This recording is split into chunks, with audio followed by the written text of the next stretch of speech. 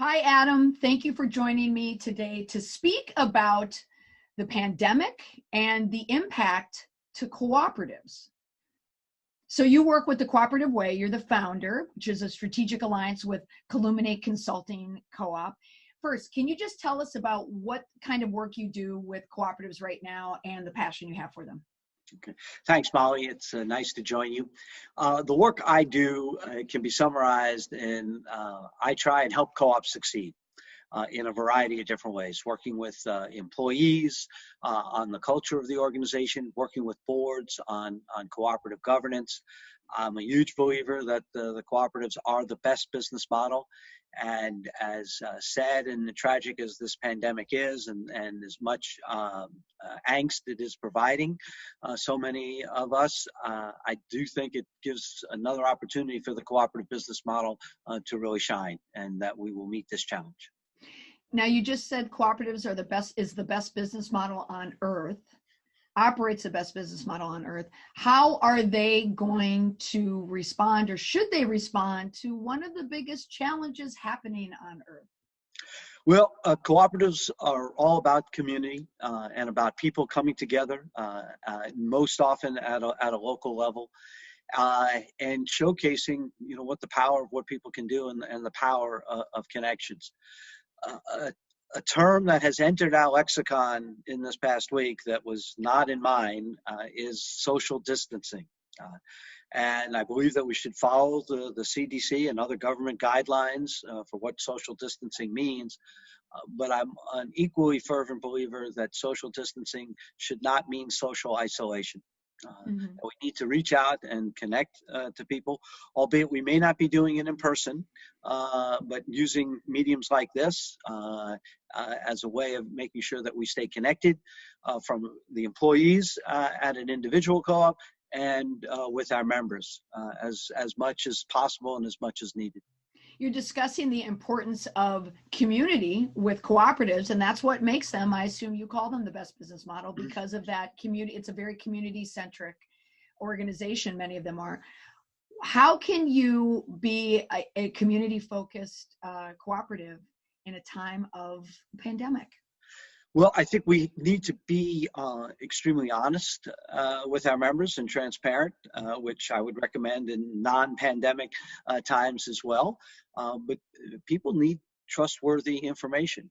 And cooperatives operate in every sector of our economy, and I'm privileged to work with co-ops in all of those sectors. So depending on what your industry is, making sure that you're reassuring people that they can continue to do the business that needs to be done.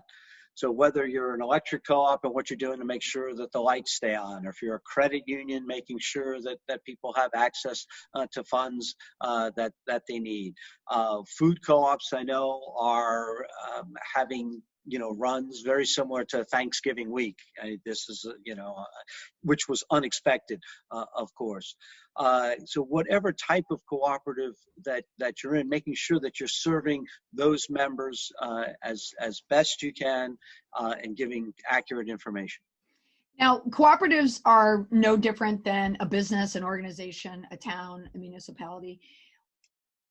Everyone, for the most part, responded the same in the first week. At some point last week, almost every person received an email from someone, from some business they do business with, or somehow their name ended up on an email list, giving the customers, giving the members a status update on what is happening in their initial response to the coronavirus, this COVID-19. What next? In particular, what next for a cooperative, and some of them, many of them, that rely on people? What do you think, Adam? I know you're not sitting in the middle of a cooperative, but you have so much experience working with them. If you were in one right now, what would you be doing this next week to be able to communicate with your members, your constituents? Well, I think it really has to have good leadership, from the top and throughout the organization, in remaining a calm voice.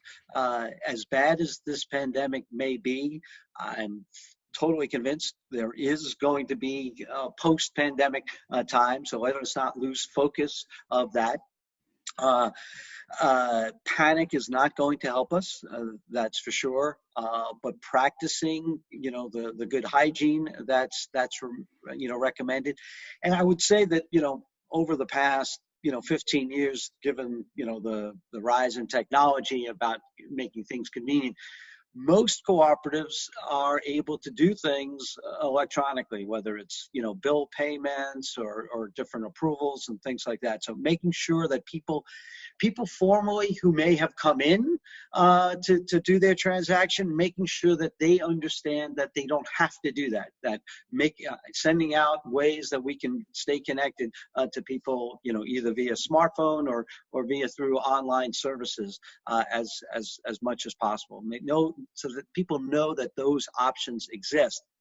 And then as far as from an employee standpoint, I know that, many companies, I live, just outside Washington, D.C., and many businesses are in, mandatory closures starting Monday. And having people telework at home. And I know that some organizations have been resistant to telework, saying that, how do we monitor whether people are working or not? My first advice to any business is make sure you're hiring people that you trust to do a really good job, right? Mm-hmm. And so that they're going to rise to the challenge, and whatever can be done in a telework manner, it should be done. So that's, I think, some of the ways that we can begin to look at this. So you right now are speaking from an operational point of view. I know you don't work as a CEO or a GM of a cooperative, and you don't have experience with that, but you have experience working with them. Put yourself in the shoes of a CEO or a GM right now. And you touched on some of the operational elements that you would be doing. But how would you be communicating to your members? So it's Monday morning. What next for a CEO or a GM? So think about what your members are going to be concerned about your business, right? So if you're an electric co-op, number one thing I'm thinking of is, are people going to be concerned that the pandemic is going to affect reliability of the service? We see no evidence of that. If you're a credit union, if people are going to be concerned, can I get to an ATM to get cash or come into a branch and do a transaction? So think about what the people are going to be concerned about, right? And then broadcast messages, put videos on your website. Hopefully, every business has either an email or cell phone that they can do mass text, letting people know that, as much as things are not normal, we're going to do everything we can to keep our business operations as normal as possible. So that's, I think, outward for the member standpoint, being that reassuring force. And also, I think we need to be good community stewards, right? Look at what's happening in the rest of our community, and don't do things that show that we might be brain dead on certain activities. So, like, if we've got our annual meeting coming up in a week or two, well, it's time to figure out how we're either going to move that to an electronic format or postpone it, a few weeks or months, right? Make those decisions that show that you're in touch with what is going on. Okay, so now we're going to get into the decisions. A lot of boardrooms the directors, trustees are going to start looking at policies. In some cases, there will be dusting off policies for the first time in a long time. Now let's put yourself in the shoes of a board chair or a member of a board. What are you thinking about now? Are you meeting next week, this week 2, pandemic, national emergency plus 7 days? Right. What do you do if you're a board chair? How are you leading now? Right. So I want to be really clear that I'm not giving any sort of medical or any kind of advice about that. But, based on what I have read about social distancing, it's saying that you need to be between 5 and 6 feet apart. Right. All right. Could you have a board meeting where board members sit 5 and 6 feet apart? Yes, I think you can. All right. Another alternative that eliminates even, measuring feet apart is doing the meeting the way we're conducting, this session right now. We're using the technology Zoom. There's Skype, GoToMeeting, WebEx. There's a whole bunch of platforms that we could be using. In some cases, I know co-ops have resisted doing that, feeling that the in-person meeting is what we have to do, and have attendance policies that require in-person attendance. I understand where they come from. I also know that there are other co-ops that have experience doing this, and this might be the time that we're going to, look to do that. Will it mean that our board meetings might need to change a little bit? I think the capacity to be in a productive meeting electronically is probably about 2.5 hours. So we might need to be making shorter board meetings. But the way the board meeting can run is I serve as board chair of Cooperatives Co-op, and we meet electronically, via online on a monthly basis. It's the in-person meeting is more the rarity for us. So agendas, shared screens, the technology's out there. The packets can still go out electronically. Most folks are on iPads now for that, so that shouldn't be any difference. So I think that the technology allows us to do that in a safe environment, and I think it also helps keep us connected. So in addition to doing this at the board level and what we can do in board meetings, I'm recommending that folks have it for their staff as well. Have what we call water cooler time. 8:30 in the morning, when we would normally be coming into the office and having coffee. Guess what? You can log in, and as many people that want to be in conversation for 10-15 minutes, create some normalcy in our lives. And then maybe there's another check-in around lunchtime, another water cooler time, and then maybe towards the end of the day, so that we can stay connected to one another. I don't know if you're like me on this, and I haven't talked to you about this offline as we were prepping for this interview. But now that we are, everyone is forcing people to get comfortable with the idea of remote work, streaming meetings, communicating online. I think it naturally brings us to a point where there's been resistance for some boards and cooperatives to want to live stream or just record their meetings. I don't want you to predict what's going to happen, but tell me, have you thought at all about the impact of if boards are now really almost backed into a corner in a way where they probably have to do some type of streaming to maintain the operations of the cooperative? The members might say, well, can't we see that meeting as well and participate? What do you think? What is going to be the impact? Any thoughts? Right. I think that there's going to be new normals, right, that come out of this, just as post 9/11, certain things just change, and they're baked in now, and they will continue to do so. None of us, were around, in the last, major pandemic of this size and scope in 1918. I did read that book a number of years ago. And have gone back to look at it. So there are protocols that are going to be different going forward. There's no doubt. And to the extent that I have to be optimistic and look at what good is going to come from this. In my own town of Fredericksburg, Virginia, we're in the midst of starting a new food co-op, and we're having a member loan campaign where we're going out and asking folks to participate financially. And we had a discussion whether we should, cancel that effort now or postpone it.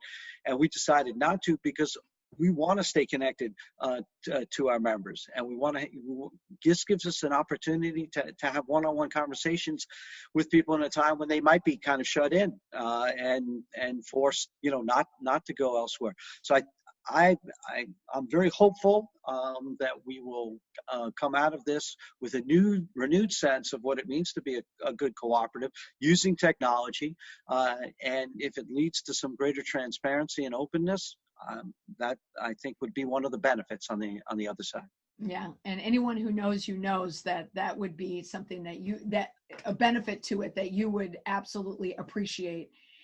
But I do, as you know, with this resource kit that we're providing, it does include consulting for boards, for cooperatives, to help them through this time. But that is another element to it, is I think post-pandemic, the pandemic is creating, as you said, a new normal, but it's also creating a new expectation that members are going to see what can be done by the board, what meetings can be put online, what they can do remotely. I feel that this new normal is going to not force, but encourage cooperatives now to be a little more transparent, a little more open, but doing it in a softer environment where they, the ones that there was some trepidation about being more transparent, they may find that it's a welcoming environment if they have their meetings online. Yeah. Well, from a board meeting standpoint, of course, you could have the board meeting where it's just the board, right? It doesn't necessarily open up to everybody. There are some co-ops that do that right now, that are streaming their board meeting, and that's an individual co-op decision. I'm not going to take a firm position on that. I think, though, from the standpoint of us thinking about annual meetings and streaming annual meetings, let's face it, there's people right now today, with mobility issues that can't get to an annual meeting, right? And so we want to reach out to all parts of our community, and thinking about things like voting in our right. I've long been an advocate of being able to vote by mail or vote electronically, so that people can participate in the process, even if they can't physically be at an annual meeting. I think events like this are likely to accelerate that even further, to make sure that people have the systems in place. And I would also urge all co-ops in all of the communities, and co-ops exist in every state and every county in this country, what we can do to be good community citizens to the vulnerable populations in our community, and in accordance with minding good safety rules and things like that, but doing that extra step whenever it's possible, and I know so many are. So to wrap it up, I just want to ask two final questions. I don't want to leave before I ask you about the annual meeting again. Right. We're 1 week post national emergency declaration. Annual meetings that are coming up, I know of many: April, May, June, July. If you were running a co-op, or if you were on a board, I know you are on a board, would you be thinking about postponing it or modifying it? So I think it really matters how much time you have to do this, right? Mm-hmm. If your annual meeting's next week or in the next 2 weeks, probably postponing is going to be the easier and more prudent thing to do. But if my annual meeting's in May, okay, I'm taking steps right now to do what I can to make that an online annual meeting experience, because having 4 weeks to prepare for it should be enough, because who knows where we'll be. Hopefully we'll get the all clear sign in a couple of weeks and life is going to come back to some sense of normalcy, but we don't know. That's the anxiety that I feel personally, and that what I see in my community is that's the great unknown is, when is it going to spike and how long is it going to last? So let's do everything we can, while we can. Yeah, there's a lot of unknowns out there. If you did have a meeting 4 to 6 weeks from now, does that allow for enough time to ramp up on online voting? That's a good question. I think you would need to be in contact with real providers who do that. I'll say this: the technology exists. It's not rocket surgery, okay? It's the idea. All right, to mix my metaphors, right? Yes. It's okay. That was done purposefully, I hope. Is that if you've got the lists, if we've got most co-ops should. Whatever your business is, you should have your accurate contact information for your people. So you should be able to communicate with them.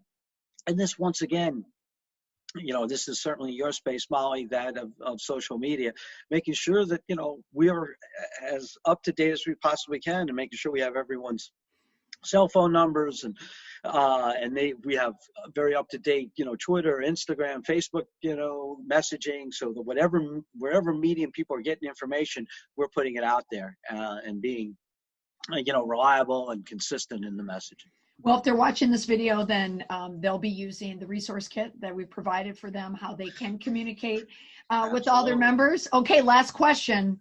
And I'm going to throw this one out of left field at you. Okay, left field, because we won't be watching any left fields. There won't be left field. Exactly. This is the only baseball game happening right now. Right.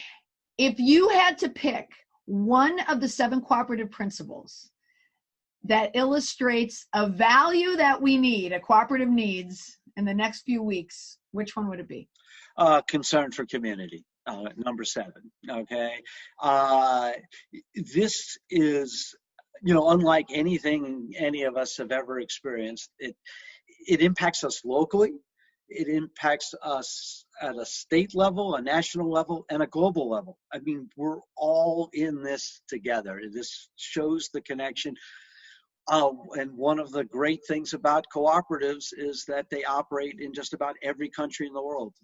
I've seen those 7 co-op principles at work in Madagascar, in Peru, in Europe, in Asia, and it allows us, because we realize at times like this that while the economics is important and will continue to be, our social connection is important. And every co-op operates in both an economic arena and in a social arena. And at times we have to emphasize one over the other. And this is a real time that we need to be building that community connection, or in many cases maintaining it and being a real stable force. Well said, Adam. That was a good choice. Very good. And you weren't even prepared. I like that. Adam, thanks for taking the time to speak with me. And as many people know, if you read the material and the content that we have in this resource kit, that you are available for additional consultation through these times, that you and I are going to work together, and people can tap into your industry knowledge to help them either operationally with the communications to get them through this time as we're working through the pandemic, post-pandemic, hopefully soon enough. Right. But I want to thank you for taking the time to speak with me today. And it was valuable information, but there'll be more information there if anyone needs to reach out and get additional work with some of the suggestions you recommended. Well, I thank you for the opportunity, and I would just continue to urge folks to continue doing what has made us the best business model on earth, and keep doing that, and we're going to get through this. I'm very firm believer in that, and hopefully we're going to get through it better and stronger. I agree. All right, thank you so much, Adam. Thank you.